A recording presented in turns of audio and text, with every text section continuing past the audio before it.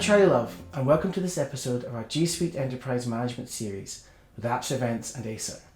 In this series, I'll show you how to get started with the G Suite Management Console and the management of your users, resources, data, devices, and services. We'll start with some quick overviews and then go for some deeper dives into how to get the very best from G Suite.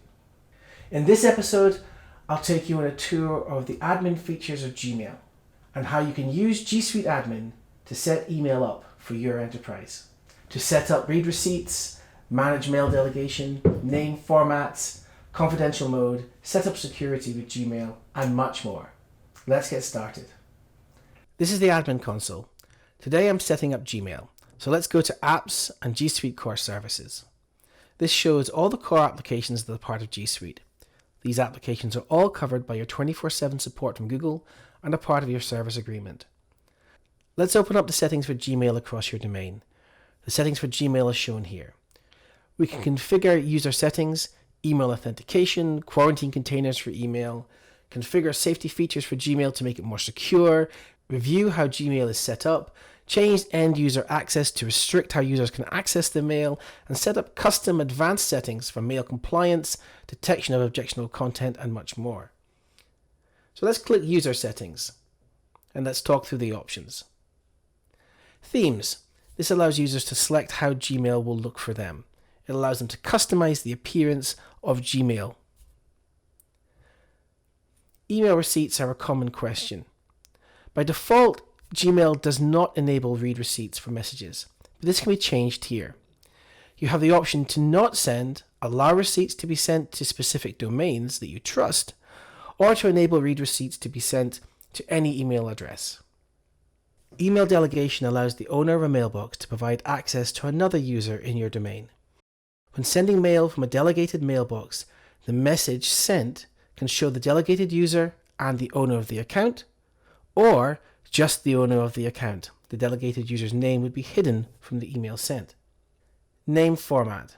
There are two choices, first name, last name, or last name, first name. You can choose one of these as default and allow users to customize it to their own preference, or to prevent users from changing it. Usually I set this to first name, last name, and prevent customization, so there is a standard approach across the domain. Gmail Web Offline. This lets users make their Gmail available when they're offline.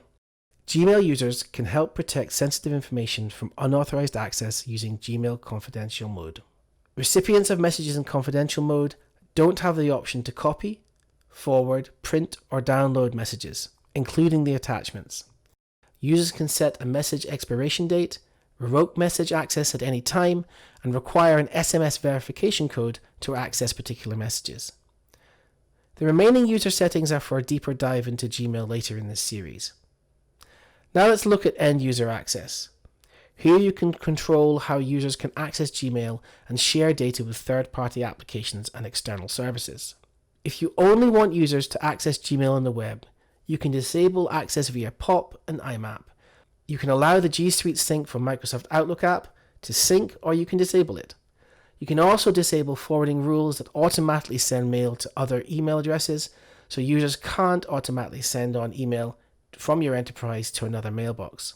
You can also warn users when they are replying to a message where the recipient is external to your domain.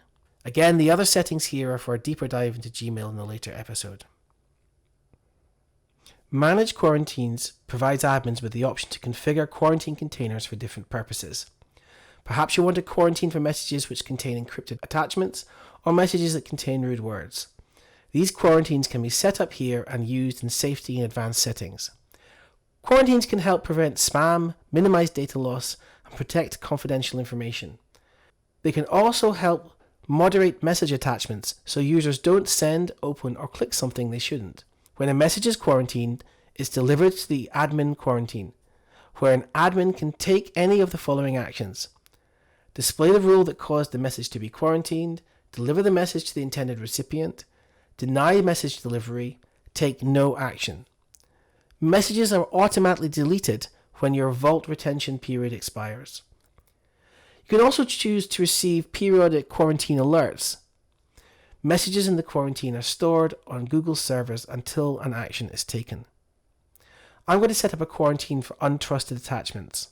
I'll click Add Quarantine and enter the details. I'm going to name this Untrusted Attachments, and I'm going to put in a suitable description. I could assign this quarantine so that it could be reviewed by users in a particular group, but for now I'm going to keep this just to admins. When an untrusted attachment is received, the message is going to be dropped, so no reply will be sent, and the message will be routed to this quarantine. Safety allows you to configure a number of options which may increase the safety of mail. Safety features relate to attachments, links, and external images, and spoofing and email authentication. Here is where we can deal with those untrusted attachments.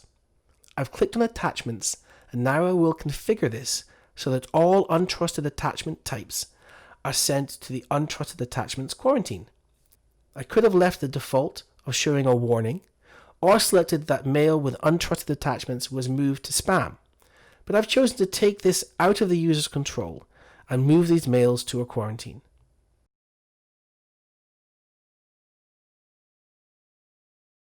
So today I've shown you how to configure user settings, end user access, safety and quarantine with G Suite Admin. In our next video, I'll take you on a tour of the admin features of Google Calendar and how you can use G Suite Admin to set buildings and resources management for your enterprise. Remember to subscribe and enable notifications to get the next episode in this series. I'm Charlie Love, and thank you for watching this Chrome Enterprise Management series with AppsEvents and Acer.